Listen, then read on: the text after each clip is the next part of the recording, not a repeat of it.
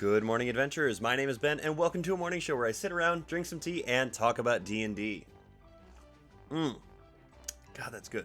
Okay, so today, to kick things off, let's start with T&D. Like I mentioned yesterday, we are not going to be doing news every single day unless there's something very big that is happening. So we're going to skip straight forward to T&D. I'll talk about these streams at the end of the show. Today, first things first, I've got my my mug stat blocked mug, there we go, with a little bit of throat comfort tea inside of it. I've been yelling a lot recently at work. It's been loud in my day-to-day life, so the throat's a little bit raggedy, and I need to be able to talk to you guys. So we're going with that today. But getting into what we are talking about today, I want to sort of answer the question for you, hopefully any burning questions that you might have about whether or not you should buy this. This is the expanded rules set for 5th edition Dungeons & Dragons. It just recently came out, sporting a new book called Monsters of the Multiverse that is coming out in a solo print copy in May, which means that we have months until we get to that point. It also comes with Xanathar's Guide to Everything, Tasha's Cauldron and Everything, and a Dungeon Master screen. So let's take a look at what is actually inside of this bad boy. Shall we? Obviously, I have the special art edition thing. It's a special art edition thing. Alternate art covers. That's what I'm trying to say. It is a very, very nice looking set. But let's talk about what you actually get in the pack, and then you can decide for yourself, with my recommendation one way or another, whether or not you actually should be buying this thing or not. First up, here is the DM screen that comes in it. It is a standard DM screen on the inside. It has some gorgeous artwork on the outside, though. Tasha, Orcus, Zugtamoy, Elderbrain, a bunch of the stuff that is actually inside of these books is printed on the back of this DM screen. It's got this like nice matte finish to it that I am a big fan of personally. I know it's not necessarily everybody's thing, but I like it a lot. It just feels good. But it is ultimately the same Dungeon Master screen that you can buy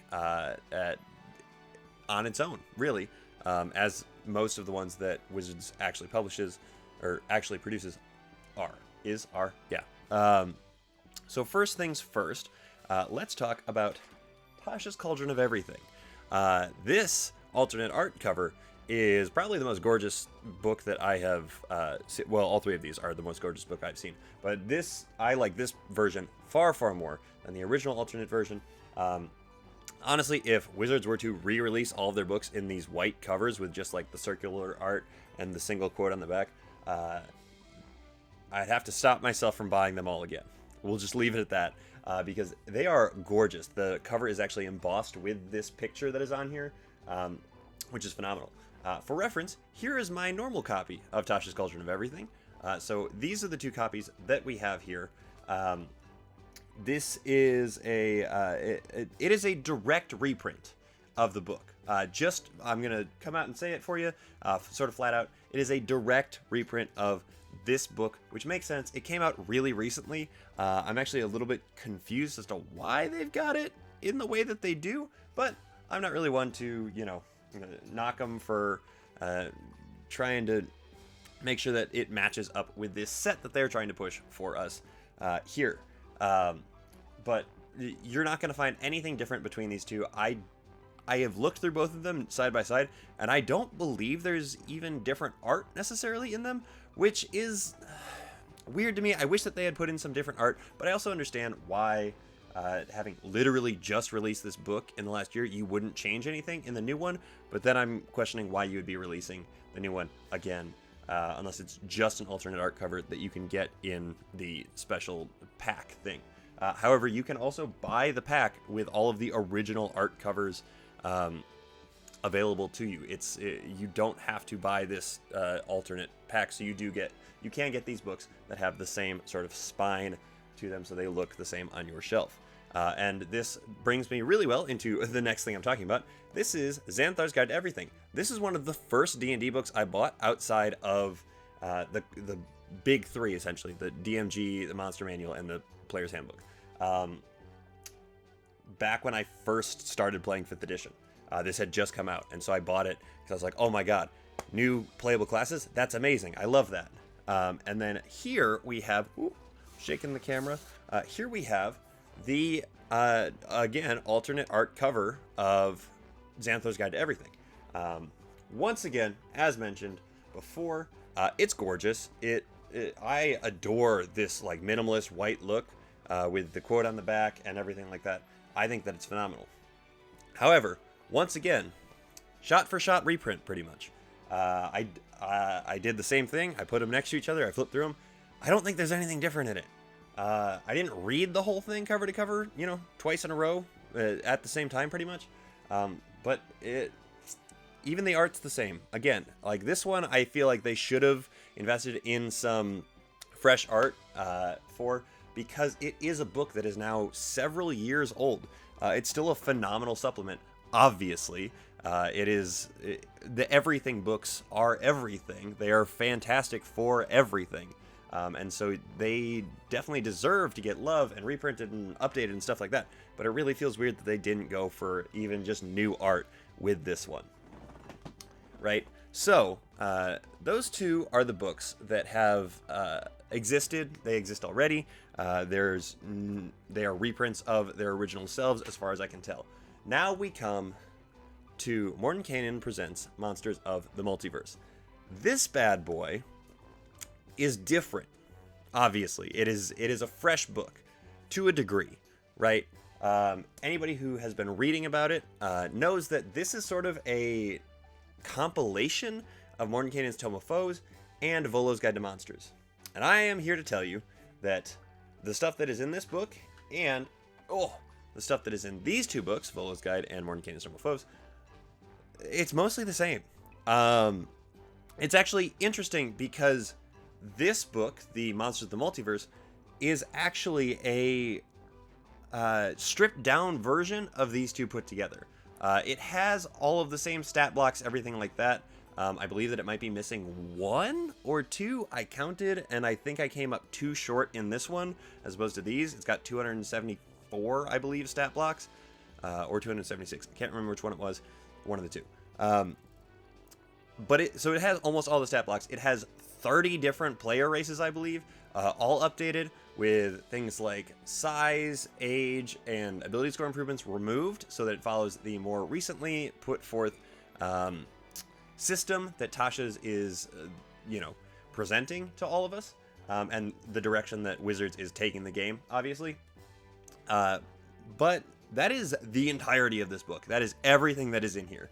The stat blocks have been shifted a little bit and given a little bit of new life to be a little bit more readable. But that is what is in here. Now, this book has a bunch of new art. It is some of the stuff that is the same from old things, but most of the races have gotten a new face, we'll say. And a lot of the monsters that did not have art in the original 2 books now have art in this book. Which is cool, and I'm excited for that. I'm happy that they went for that one. But it is interesting. Obviously, the player races being rewritten has led to some changes in the abilities, some changes in different things like that. A lot of things are now equal to your proficiency bonus as opposed to a certain modifier. The most prominent one that I can think of is the fact that a Kenku no longer has to mimic everything that it says. It can kind of just talk, but it does have a mimicry thing. Things have set DCs instead of like ability check opposition type deals and stuff like that. But it is an interesting choice that they made, because the other thing is that Monsters of the Multiverse does not have all of the lore that both the Tome of Foes and the Guide to Monsters had in it. So those have like deep lore about Forgotten Realms and that sort of thing. And then different monster lore associated with it. Like there is a piece that I have read over and over again because I have used Mind Flayers over and over again about Mind Flayers, that it explains sort of like their whole like cultural thing that they got going on in there, and they don't have that in the new book, which is weird to me. Not because I used everything that was originally laid out in, I believe it's Mordenkainen's Tome of Foes, Because I didn't use that. I took it as inspiration for myself, and that is what I think they removed, for me at least, was the fact that there is the ability to be inspired by the existing text as opposed to having to like ride or die by it, which I think is what a lot of people were doing and what they are trying to take out now, essentially. Which makes sense. I get it. I do get it. And the fact that I have these 2 books means that I don't need to go digging for it on the internet or anything like that. It's right there. But it does mean that Monsters of the Multiverse is really just a stat block and race book, which is interesting. Again, interesting choice.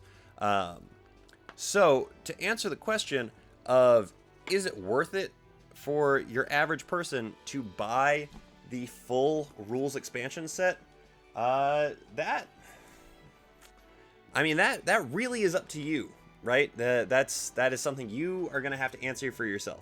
If you don't have Mordenkainen's Tome of Foes, Vol's Guide to Monsters, Xanthar's Guide to Everything, Tasha's Cauldron of Everything, maybe it is worth it. And if you need a new DM screen, maybe it is worth it. If you go to your local game store, you can get these gorgeous alternate art white covers.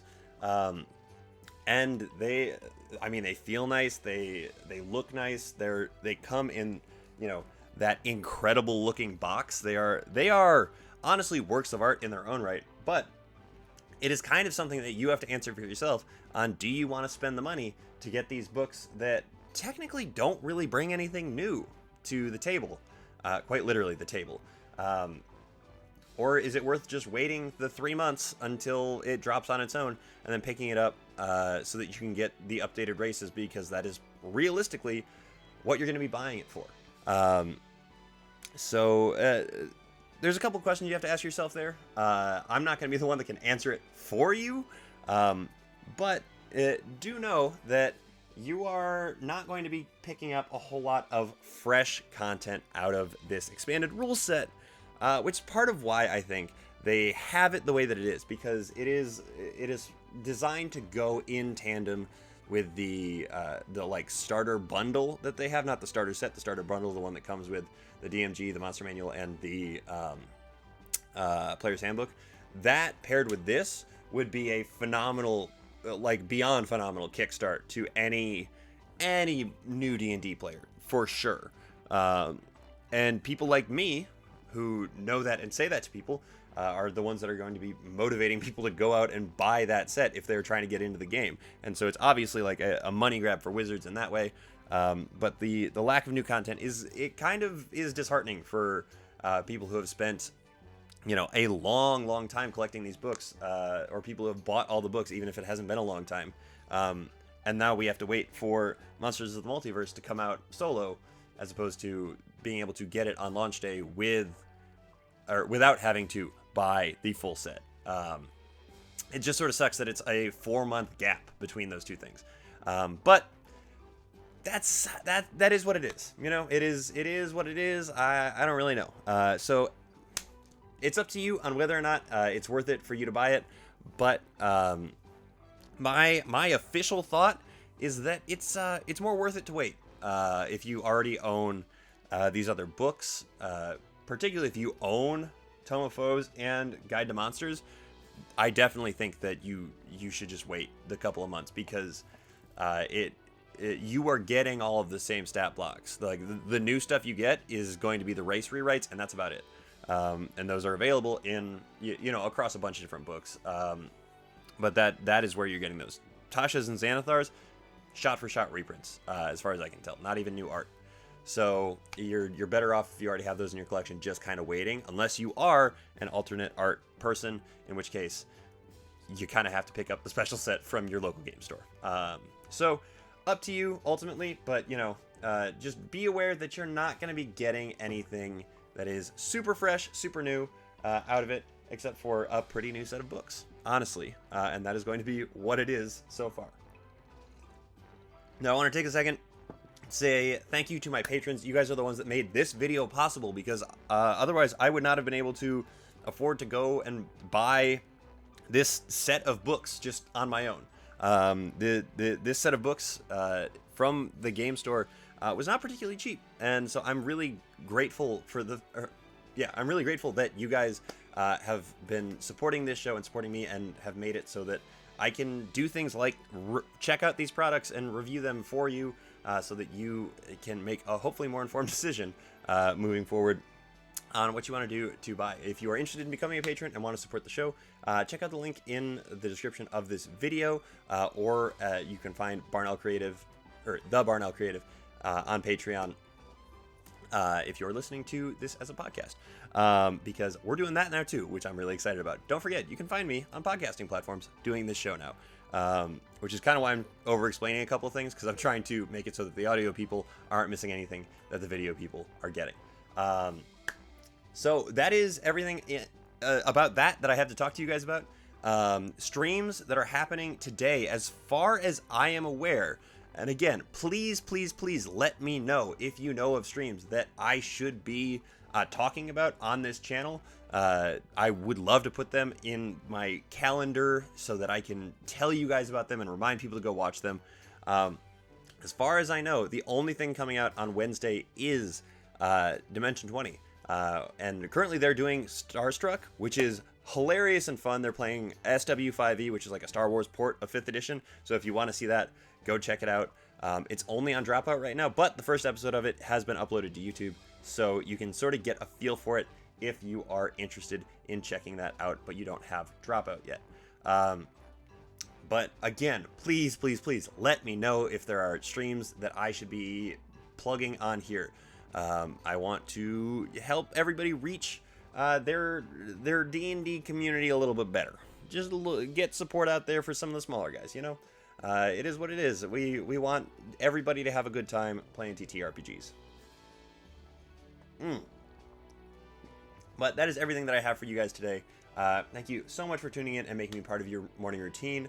And I will see you guys tomorrow for the first Third Party Thursday of Season 2, which I am really, really excited about.